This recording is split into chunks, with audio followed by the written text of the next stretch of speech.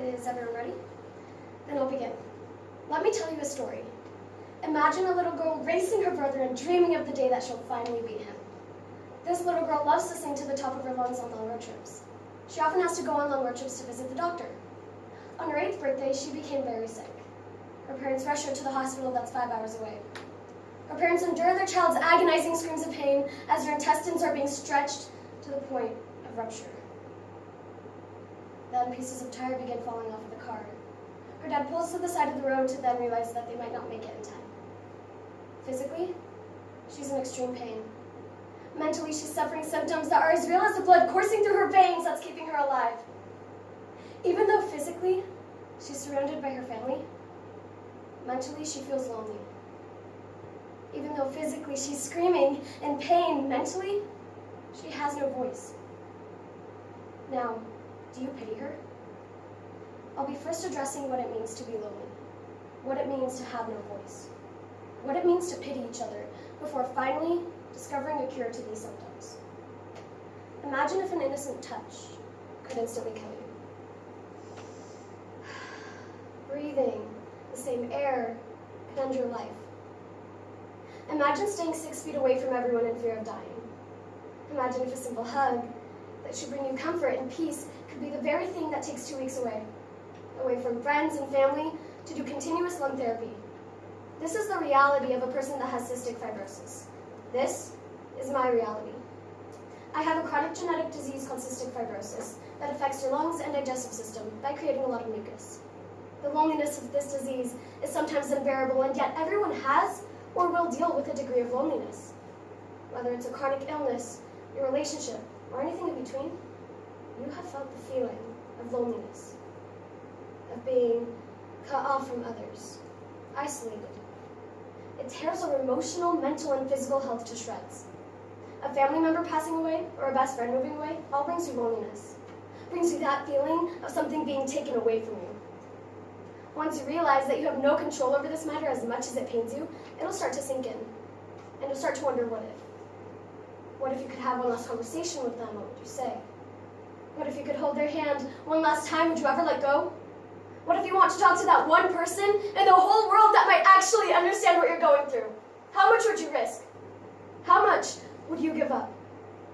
Would you give up the safety of your health knowing it'll have dangerous repercussions? Or would you get 1 foot closer? You'd start to push boundaries, break the rules a little bit, because how bad could it actually be? Would you die instantly as you have been told since birth? Or would you gain a resistance?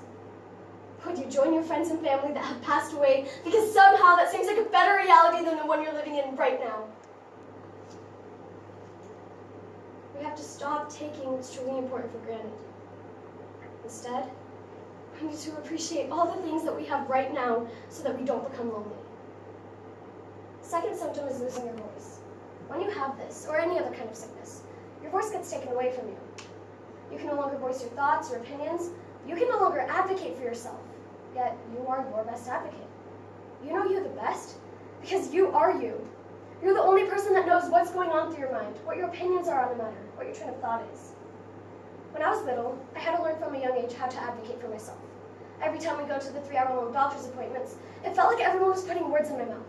Like they were telling me how I should feel and what my opinion should be and what my thoughts should be. Except none of those were my thoughts. None were my opinions, nor my feelings. Those were theirs, not mine. In that moment, I realized that if I don't advocate for myself, who else will? No one. Because no one person can reach inside of your mind and pull out your thoughts and your opinions or your feelings. Only you can.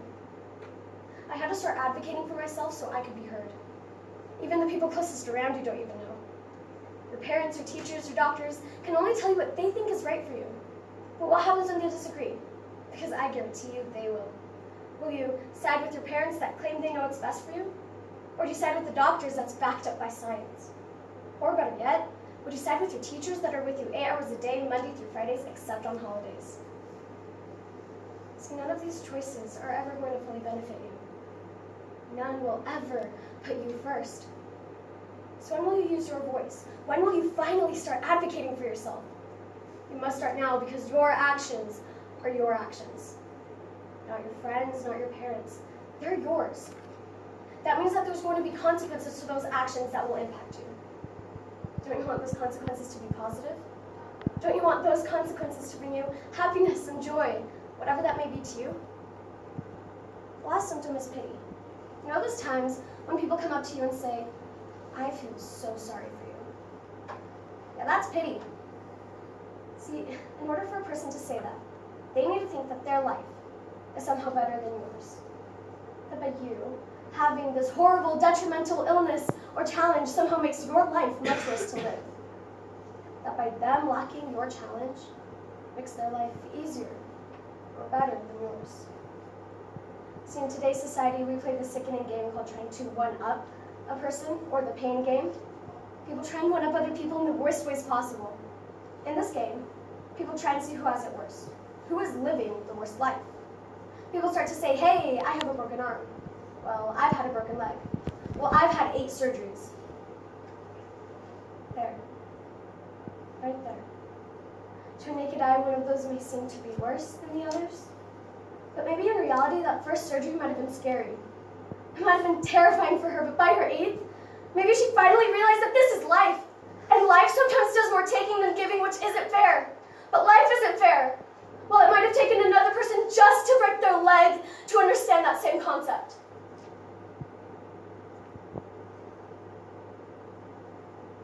We keep finding ourselves comparing each other's hells, our trials, our challenges to one another. They're uncomparable. We literally cannot measure each other's challenges to one another. Because we're all different. Going through our different lives, living our different hells, and instead of pitying each other, we need to be there for one another. I implore you today to first of all appreciate what you have right now, and don't take things for granted so that you don't become lonely. CF has taught me that this is it. There's no backspace buttons, no do-overs, no backsies. We are only guaranteed today, so we have to make it count. Secondly, we need to start advocating for ourselves. We need to start using our own voices. You're not going to have your parents 24/7. You are not going to have them at your beck and call. You need to learn how to use your voice and advocate for it, so when it comes time to make these life-altering decisions, you will be ready to make the right one. And finally, we need to stop pitying each other. Pitying people and the I feel so sorry for you go hand in hand. When you pity a person, you give them the wrong mindset. You give them the mindset of, oh my gosh, your life sucks. But that's life. And we're all living our own lives, going through our own hells, and we need to respect that. Remember that 8-year-old girl in the car? Well, good news, she made it. She still races her brother, but her brother always wins. She still sings, but to the top of what her lungs can handle. That 8-year-old girl made it to her 15th birthday, and she's as happy as she's ever been. Hello. My name is Norma Carlisle. I have a chronic genetic disease called cystic fibrosis, and I was that 8-year-old girl in the car. And I am this 15-year-old girl here, and I choose to live, but by my terms. What do you choose?